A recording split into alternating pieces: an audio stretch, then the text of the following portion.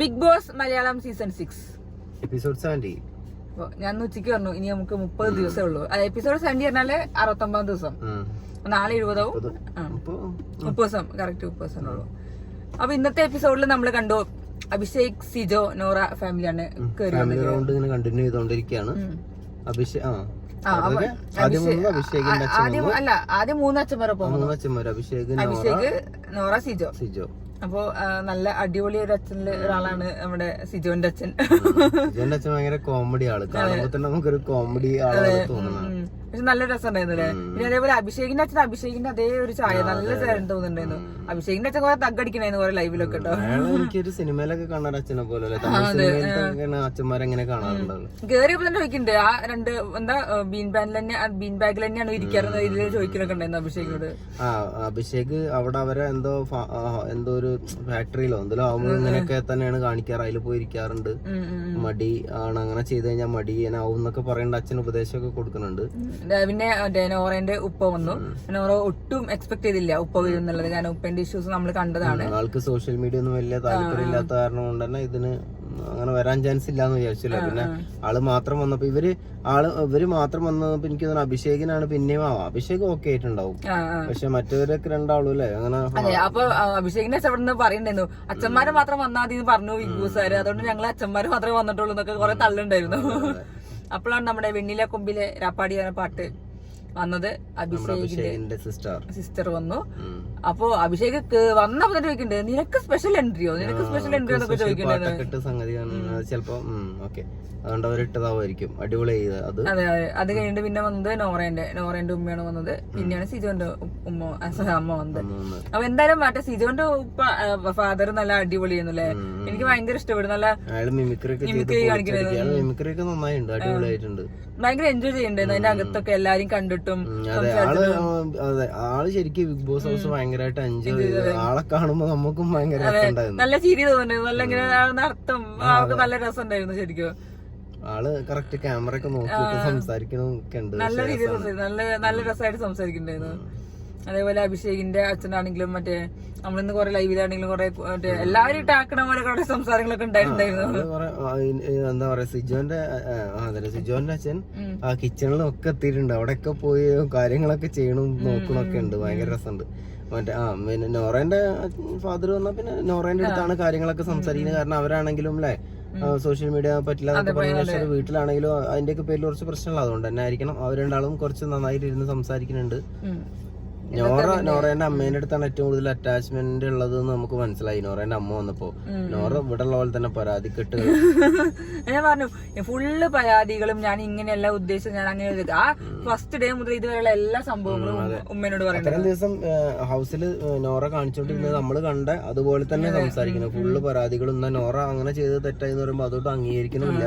അത് അങ്ങനെയല്ല ഞാൻ ഇങ്ങനെയെന്ന് കുറെ ന്യായീകരണങ്ങൾ ചെയ്തതിന്റെ എല്ലാ ന്യായീകരണങ്ങളും നടത്തുന്നുണ്ട്. നോറിന്റെ ഉമ്മ കുറെ കോഴിക്കോടൻ പലഹാരങ്ങൾ കുറെ കൊണ്ടുവന്നിരുന്നു, അടിപൊളി സാധനങ്ങള്. ഞാനുള്ള പോകുന്നുണ്ടായിരുന്നില്ല. പിന്നെ ഞാൻ വന്നാല എനിക്ക് മുന്നേ വന്നപ്പോഴാണ് കുറെ പലഹാരം ഉണ്ടെങ്കിൽ എനിക്കൊന്നും തിന്നാൻ പറ്റിയില്ല. എല്ലാവരോടും സംസാരിച്ചു ഇങ്ങനെ നിന്നപ്പോ അതൊക്കെ മറന്നു ആയിരിക്കും. അപ്പൊ എന്നെ അടിപൊളിയായിരുന്നു. അപ്പൊ നോറ നല്ല സൂപ്പറായിട്ട് ഒരുങ്ങി കെട്ടിയിട്ടുണ്ടായിരുന്നു. എന്തായാലും അവർക്ക് ഫുഡ് ഇതുവരെ എല്ലാരും കൊടുക്കുന്നതിന് ഭയങ്കര വെറൈറ്റി ആയിരിക്കും. കോഴിക്കോടൻ ഫുഡ് എന്ന് പറയുമ്പോൾ നമുക്ക് അറിയണതാണ്. അപ്പം അടിപൊളിയായിരിക്കും. അങ്ങനെ ഓരോ ഉമ്മേനോടൊക്കെ ഇങ്ങനെ സംസാരിച്ചിരുന്നോണ്ടിരുന്നപ്പോഴാണ് സിജോന്റെ അമ്മ വന്നത്. സിജോന്റെ അമ്മ വരുന്നത് എല്ലാരും ചിലപ്പോ ഒന്ന് കാത്തിരുന്നുണ്ടാവും സിജോനെ പോലെ തന്നെ. കാരണം സിജോക്ക് ഇത്രയും വലിയൊരു അപകടം പറ്റുമ്പോൾ നമുക്കൊക്കെ അറിയാം അമ്മമാർക്ക് അത് എത്രമാത്രം വിഷമായിരിക്കും കാണാൻ പറ്റാതെയും കേൾക്കാൻ പറ്റാതെ ഇരിക്കുമ്പോൾ. അപ്പൊ അമ്മേന്റെ ഫസ്റ്റ് എൻട്രി കണ്ടപ്പോ തന്നെ നമുക്ക് മനസ്സിലായി അമ്മ ഇങ്ങനെ കാണാൻ കാത്തിരിക്കാന്നുള്ളത്. പിന്നെ സിജോ അങ്ങോട്ട് പറഞ്ഞു കൊടുക്കണ്ടായിരുന്നു. അച്ഛനോടാണ് അമ്മയോട് പറഞ്ഞത് ആ വയലെ സംഭവങ്ങളൊക്കെ ഇങ്ങനെ കറക്റ്റ് ഇങ്ങനെ പറഞ്ഞു കൊടുക്കണേ. നമുക്കത് കേൾക്കുമ്പോ തന്നെ എന്തോ ഒരു ഇതുപോലെ തോന്നുന്നു ശരിക്കും. എന്റെ അച്ഛനോടും അമ്മയോടൊക്കെ ഇങ്ങനെ നല്ല സംസാരിച്ചിട്ടൊക്കെ നിൽക്കണ്ടായിരുന്നു. പിന്നെയാണ് നമ്മുടെ എന്താ ഒരു ടാസ്ക് ടാസ്ക് കൊടുത്തു അല്ലെ. അവര് അച്ഛനും മകനും അതിൽ ആരാണ് ഏറ്റവും ഓരോരോ കാര്യങ്ങൾക്ക് വേണ്ടിട്ട് ഏറ്റവും നല്ലതാരാ അല്ലെങ്കിൽ ഏറ്റവും രാവിലെ വീട്ടില് പണ്ടിക്കണാരാ മറ്റേരാ. അങ്ങനെ ആ സ്ത്രീ ജനങ്ങളെ വെച്ചിട്ടാണ് മറ്റേ ആൾക്കാരെ വെച്ചിട്ട് ചോദിച്ചത്. പൺസിബിയായിരുന്നു. മറ്റേ അഭിഷേകിന് നല്ല ലുക്കൊക്കെ ഉണ്ടായിരുന്നു. നല്ല കളിയാക്കലുണ്ടായിരുന്നു അഭിഷേകിനെ വെച്ചിട്ട്. അഭിഷേകിന്റെ അച്ഛന്റെയും കോംബോ നല്ല രസമുണ്ടായിരുന്നല്ലേ. അവര് ഫ്രണ്ട്സിന്റെ ഒക്കെ പോലെ അങ്ങോട്ടും ഇങ്ങോട്ടും ഇതൊക്കെ ചെയ്ത് സംഭവങ്ങൾ അടിപൊളിയായിരുന്നു. പിന്നെ അത് കഴിഞ്ഞ സിജോന്റെ അതുവരെ നമ്മളെ ഉറങ്ങിക്കിടന്ന സിംഹം സിജോന്റെ അച്ഛൻ മിമിക്രിയുമായി പുറത്തേക്ക് ചാടി ഇറങ്ങി ഗംഭീര പ്രകടനം നടത്തി. നല്ല രസമുണ്ടായിരുന്നല്ലേ. ഭയങ്കര കാര്യമായിട്ടൊരു വീട്ടില് രണ്ടാളും ഒരുമിച്ച് നിൽക്കാറില്ല എന്നൊക്കെ സിജോ പറഞ്ഞു. അച്ഛൻ ഇങ്ങനെ മിമിക്രി ചെയ്യുന്ന അറിയാന്നല്ലാതെ ഞാൻ ഇതുവരെ കണ്ടിട്ടില്ല. ഞങ്ങളപ്പോ അച്ഛനും നിൽക്കില്ല, അച്ഛനപ്പോ ഞാനും നിൽക്കില്ല, അപ്പൊ ഞങ്ങള് ഇനി അങ്ങോട്ട് ഒരുമിച്ചുണ്ടാവും, സത്യം ഒക്കെ പറഞ്ഞു. പിന്നെ നമ്മുടെ ഇവരറിയാത്ത കഥകൾ എന്നുള്ള രീതിയിൽ ഓരോരുത്തരുടെ കഥ പറഞ്ഞത്. ഒബ്വിയസ്ലി നമ്മൾ 3 പേരുടെയും കഥ കേട്ടു. അല്ലെങ്കിൽ നോറേന്റെ കഥ കേട്ടപ്പോഴാണ് നോറയ്ക്ക് പിന്നെ ഇളകിയത്.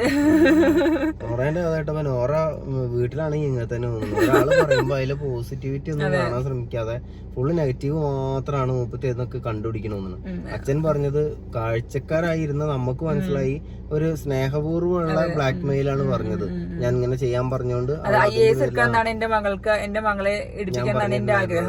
പക്ഷെ അത് എടുക്കുമ്പോ ഞാൻ വീട്ടിലേക്ക് വരാന്നുള്ള രീതിയിലാണ് ഉപ്പ പറഞ്ഞത്. അതും ആ സമയത്ത് ഉൾക്കൊള്ളാൻ പറ്റിയില്ല. അവള് വിചാരിച്ച ഇനിയിപ്പോ തട്ടിക്കൊണ്ടുപോയി ബ്ലാക്ക് മെയിൽ ചെയ്യണ കാര്യമാണോ, എന്താ അവള് ഉദ്ദേശിച്ചത് എനിക്ക് മനസ്സിലായില്ല. പിന്നെ അതിന്റെ വലിയ കരച്ചിലും പിഴിച്ചിലും പരാതി പറച്ചിലൊക്കെ. അതെ, സോഷ്യൽ മീഡിയയിലൂടെ ഞാൻ ഇതിൽ വന്നത് എന്നൊക്കെ പറഞ്ഞിട്ട് എന്റെ ആഗ്രഹങ്ങളെ സമ്മതിക്കാത്ത അച്ഛൻ എന്ന രീതിയിലൊക്കെയാണ് നിങ്ങൾ സംസാരിക്കാൻ തോന്നിയത് കേട്ടപ്പോ. അല്ല ഒബ്വിയസ്ലി പിന്നെ കുറച്ച് ഓർത്തഡോക്സ് ആകുമ്പോൾ ചിലപ്പോ എന്തെങ്കിലുമൊക്കെ ഇഷ്യൂസ് ഉണ്ടാവും. അത്ര തന്നെ ഉള്ളൂ ആയിരിക്കും. ഞാനതിൽ കൂടുതലായിട്ട് ശ്രദ്ധിച്ചത് നോറ ഫാദർ വന്ന സമയത്ത് തട്ടം ഒക്കെ ഇട്ട്, എനിക്കപ്പോ എന്താന്ന് വെച്ചിട്ടുണ്ടെങ്കിൽ അത് സ്ഥിരമായിട്ട് ചെയ്യണാണെങ്കിൽ നമ്മളതിനെ ബഹുമാനിക്കണം, അടിപൊളിയാണ്. ഇത് എനിക്കറിയില്ല ഞാൻ എങ്ങനെയാണോന്നുള്ളത്. എന്റെ കാഴ്ച ഒന്നും കുഴപ്പമൊന്നും തോന്നിയില്ല. ഞാനത് ഉപ്പ വന്നു രീതിയില് ഓക്കെ, നമ്മൾ വീട്ടിലൊക്കെ ഉണ്ടാവുമ്പോൾ ഉപ്പ ആരെങ്കിലും ഉണ്ടാവുമ്പോ എന്ന രീതിയില് അങ്ങനെ വിചാരിച്ചിട്ടാണ് ചെയ്തിട്ടുണ്ടാവുക. അപ്പം ഇത്രയും ലോകം മുഴുവൻ കാണുന്ന ഒരു പരിപാടിയിൽ അങ്ങനെ അല്ല നിന്നത്. അത് ഒരു അങ്ങനെയാണ്. ഓക്കെ, അത് വേറെ അത് ഓരോരുത്തർ എന്താണ് പിന്നെ വലിയ ഇത്രയും കാലത്തെ ടി വിയിൽ എന്തായാലും അങ്ങനെയല്ല. അത് ഓരോരുത്തരും ഇഷ്ടമാണ്, പേഴ്സണൽ ചോയ്സ് ആണ്. അപ്പൊ നമുക്കൊരു ഒരു അഭിപ്രായം പറയേണ്ട ആവശ്യമൊന്നുമില്ല ആയിരിക്കും പറഞ്ഞാല്. കാരണം പേഴ്സണൽ കാര്യങ്ങളല്ലേ, അത് ചെയ്യണോ വേണ്ടെന്നൊക്കെ ഉള്ളത്. അതൊക്കെ വിചാരിച്ചാൽ ഉപ്പ വന്നാലെന്താ ഞാൻ ഒന്നിങ്ങനെ നിക്കാന്ന് വിചാരിച്ചിട്ടുണ്ടാവും, അത്ര ഉണ്ടാവുള്ളൂ. അത് കഴിഞ്ഞിട്ട് പിന്നെ നടന്നത് എന്താ, പിന്നെ അവരെല്ലാരും പിന്നെ അവരെ കുട്ടിക്കാലത്തെ കാര്യങ്ങള് നമ്മള് കഴിഞ്ഞ ദിവസം നിങ്ങളെ ഇതിലൊക്കെ ഉണ്ടായ പോലെ തന്നെ അറിയാത്ത കഥകൾ പറയാൻ പറഞ്ഞു. അപ്പൊ അറിയാത്ത കഥകൾ പറഞ്ഞ് ഭയങ്കരമായ കഥകൾ. എനിക്കിഷ്ടമായത് എനിക്ക് കേട്ടപ്പോ എനിക്ക് അങ്ങനെ നല്ലതായിരിക്കും, പക്ഷെ എനിക്കത് കേട്ടപ്പോ ഇങ്ങനെയൊക്കെ തോന്നി. നോറേന്റെ അമ്മ പറഞ്ഞത് നോറയ്ക്ക് ഒരുപാട് കഴിവുകളായിരുന്നു, അതുകൊണ്ട് ഏത് കഴിവാണ് പുറത്തേക്ക് എടുക്കേണ്ടതെന്നുള്ളത് മനസ്സിലായില്ല. അവസാനം അവർക്ക് സോഷ്യൽ മീഡിയ കഴിവുകളാണ് അവള് പുറത്തേക്ക് എടുത്തത്. പിന്നെ ഞങ്ങള് കണ്ടത് നോറേന്റെ ഈ ഒരു പരാതിയും പരിഭവങ്ങളും കരച്ചിലും അതും നോറയ്ക്കൊരു കഴിവാണ് എന്തായാലും അതാണ് നമ്മള് കൂടുതൽ കണ്ടിട്ടുള്ളത്. അങ്ങനെ അത് പറഞ്ഞു, ഓരോരുത്തരെയും കഥകൾ പറഞ്ഞു. അത് കഴിഞ്ഞ ഒരു ടാറ്റാ ബൈ ബൈ പറഞ്ഞു, കുടുംബ ഫോട്ടോ എല്ലാവരും ഒരുമിച്ച് നിന്നുള്ള ഫോട്ടോ. അത് കഴിഞ്ഞ് കൂട്ടി വെച്ചിരുന്ന ആ കരച്ചിൽ വീണ്ടും ഓപ്പൺ ചെയ്തിരിക്കുകയാണ്. പിന്നെ ഇത്രയും ദിവസം കണ്ടസ്റ്റൻസിന്റെ പരാതികളായിരുന്നെങ്കിൽ ഇന്ന് ഫാദറും മദറും വന്നതിന്റെതാണ് പരാതി. ഇനിയിപ്പോ അതിന് 2-3 സിനിമ അതന്നെ ആലോചന. പിന്നെയാണ് നമ്മുടെ തെറ്റിപ്പറന്ന ഇണക്കുരുവികൾ, എന്താ പറയാ, ശ്രീജിൻ വന്നത്. അതിൽ നമ്മളെ എന്താ പറയാ അർജുൻ വളരെ കാര്യമായിട്ട് ചോദിക്കുന്നത് എന്താണ് എന്താ ഞാൻ ചെയ്തത്, ഇങ്ങനെ പറഞ്ഞോണ്ടിരിക്കുന്നുണ്ട്. അപ്പൊ എന്താ സംഭവം നമ്മൾ കണ്ടു. ശ്രീധുവിന്റെ അമ്മ വന്നിട്ട് ശ്രീധുവിനോട് പറഞ്ഞ കാര്യങ്ങളാണ് അർജുനായിട്ടുള്ള ബന്ധങ്ങളെ കുറിച്ചുള്ള കാര്യങ്ങളൊന്ന് ഇൻഡയറക്റ്റ് ആയിട്ടും ഡയറക്റ്റ് ആയിട്ടും പറഞ്ഞു. അതിന് ബിഗ് ബോസ് വാണിംഗ് കൊടുത്തു. അപ്പൊ ശ്രീധുവിന് തോന്നി ഈ കോംബോ പിടിക്കേണ്ട, നല്ലതല്ല എന്നുള്ളത്. അപ്പൊ അർജുൻ അത് മനസ്സിലായി. അർജുൻ ഇത് ലൈവില് പറയുന്നുണ്ടായിരുന്നു, ശ്രീധുവിന്റെ അമ്മ എന്നെ മൈൻഡ് അടിച്ചില്ല, എന്നോട് സംസാരിക്കാനൊന്നും വന്നില്ല, അപ്പൊ ഇതെന്തോ പ്രശ്നം ഉണ്ടായിട്ടാണെന്നുള്ള രീതിയിൽ അർജുൻ പറയുകയും ചെയ്തു. പിന്നെ അർജുൻ വന്ന് ചോദിക്കണ ആ ഒരു ചോദ്യങ്ങൾ എനിക്ക് വളരെ ജെനുവിനായി തോന്നി. എന്താന്നുള്ളത് അറിയാൻ വേണ്ടിയിട്ടാണ് ചോദിക്കുന്നത്. അങ്ങനെയൊക്കെ ചോദിച്ചു. പിന്നെ ശ്രീതു പറയണു അങ്ങനൊന്നും ഇല്ല. അപ്പം അർജുൻ പറയുന്നുണ്ട് എന്റെ സംസാരത്തിൽ പോലും മാറ്റങ്ങൾ വന്നിട്ടുണ്ട്. അത് എനിക്ക് ഫീൽ ചെയ്തു. കാരണം ഒരു എന്താ പറയാ ഉള്ളതല്ല, ജെനുവിൻ ആയിട്ടുള്ള ചിരിയല്ലാതെ കള്ളച്ചിരി ചിരിച്ചിട്ടൊക്കെ ഡൗൺ ആക്കിക്കരുത്, മോട്ടിവേറ്റ് ചെയ്യണ്ട. പക്ഷെ ഡൗൺ ആക്കി. അല്ല, പിന്നെ അമ്മേനെ നമ്മളെന്ന് പറഞ്ഞാൽ അമ്മേനെ നമുക്ക് ഒരിക്കലും ഇത് പറയാൻ പറ്റില്ല. കാരണം ഇത് അങ്ങനത്തെ ഒരു ഷോ ആണ്. പിന്നെ ഇത് ലൈഫിന് ആയിട്ടുള്ള കാര്യങ്ങളൊന്നല്ലല്ലോ. ഇതിപ്പോ ഇത് ഗെയിമിന്റെ ഭാഗമായിട്ട് രണ്ടാളും 2 വഴിക്ക് പോകണ്ടാണ്. അപ്പൊ അവിടെ പോയിട്ട് ഇങ്ങനെ ഒരു സംഭവം ചെയ്യാൻ അമ്മയ്ക്ക് എന്തായാലും ടെൻഷൻ ഉണ്ടാവും. പിന്നെ ജാസ്മിൻ അർജുനായിട്ട് ഇപ്പൊ നല്ല കോംബോ പിടിക്കാനൊക്കെ ഓട്ടോമാറ്റിക് ആയിട്ടാണോ അതിപ്പോ കോംബോ വേറെ ഉണ്ടല്ലോ, അത് പിടിക്കാൻ പോകുന്നത്. പക്ഷെ അർജുൻ പറഞ്ഞിട്ട് ഞാൻ കോംബോ മനഃപൂർവ്വം പിടിക്കുന്നല്ല, അങ്ങനെയല്ല പറയുന്നത്. നാളില്ലാതെ ഒറ്റയ്ക്ക് പോയിരിക്കണോണ്ടാ ഞാൻ സംസാരിക്കുന്നൊക്കെ പറയുന്നത്. അങ്ങനെ അപ്പൊ അതറിയില്ല, അതൊക്കെ ഓട്ടോമാറ്റിക്കലി വന്നതോ അല്ലെങ്കിൽ ഗെയിം ആവോ, അതൊക്കെ അവരുടെ കാര്യങ്ങളാണ്. കാരണം ഇപ്പൊ ജാസ്മിന് കോംബോ ഇല്ലല്ലോ. അപ്പൊ പിന്നെ അർജുനെങ്കിലും പിടിക്കാൻ വിചാരിച്ചിട്ടാണല്ലോ സംഭവം. ശരിക്കും അത് നമുക്കൊന്നും പറയാൻ പറ്റില്ല. കോംബോ പിടിക്കുക, ഇപ്പൊ ജാസ്മിനും ഗബ്രിയൊക്കെ പിടിച്ച പോലെ കോംബോ പിടിക്കാം, അല്ലാതെ എങ്ങനെയാണെങ്കിൽ പോവാം. നമ്മളിഷ്ടം പോലെ ഗെയിം കളിക്കാം. അത് കഴിഞ്ഞിട്ട് പിന്നെ അവർ വീണ്ടും ഗെയിമിലേക്ക് ചടി. നിങ്ങളൊന്ന് മെല്ലെ പറയൂ. എന്താ ഭയങ്കര സ്പീഡില് ഞാൻ നിർത്തി പറയാൻ നിക്കാണ്. ഓക്കെ, അത് കഴിഞ്ഞിട്ടാണ് നമ്മളെ ഗെയിമിലേക്ക് വന്നത്. അപ്പൊ മെമ്മറി ഗെയിമാണ്.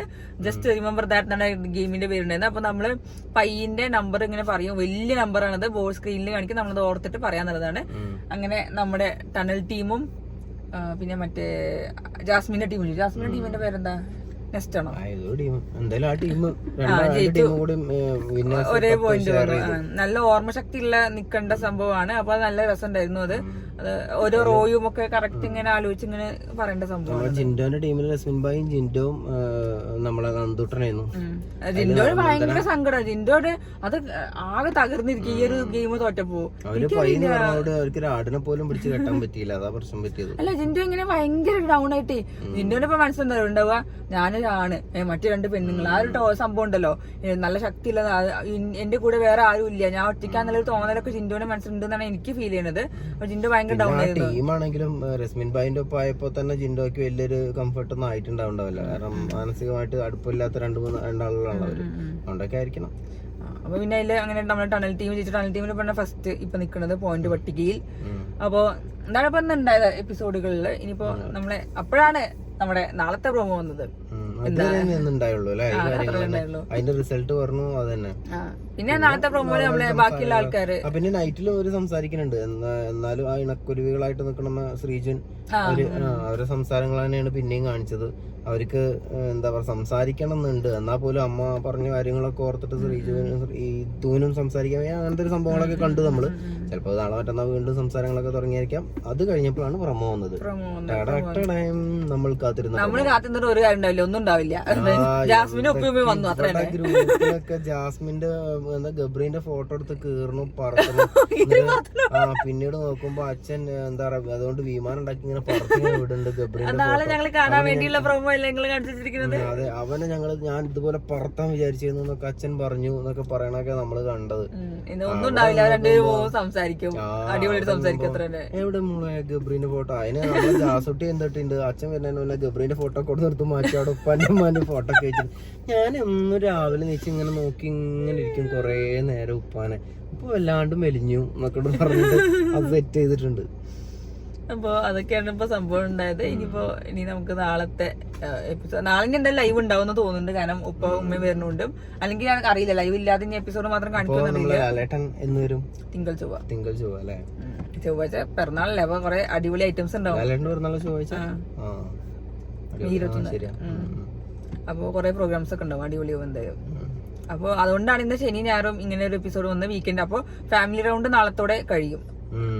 റസ്മിൻ ഭായും കൂടി സെറ്റായി.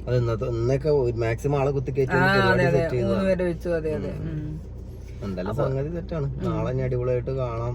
നാളെ കാണാൻ നമുക്ക് കഴിഞ്ഞാലാണ് പൂരം വരാൻ പോണത്. അതെ, അത് കഴിഞ്ഞിട്ടാ പിന്നെ ഇനി ഫുള്ള് ടാസ്കുകളുടെ മേള പോയി. അത് കഴിഞ്ഞാൽ ഇനി ഭയങ്കര കടുകട്ടി ഉറപ്പിടും. ഇനി പിന്നെ പെട്ടെന്ന് ഉണ്ടാവും എവിഷൻസും മിഡ് വീക്കും ഒക്കെ കൂടെ വന്ന് ടക് ടക് ടക് ടക് എല്ലാരും തട്ടി ഫൈനൽ 5 ഒക്കെ പെട്ടെന്ന് വരുമായിരിക്കും. 30 ദിവസമുള്ളൂ. അപ്പൊ ഇനി നാളെ കാണാം. Okay, by.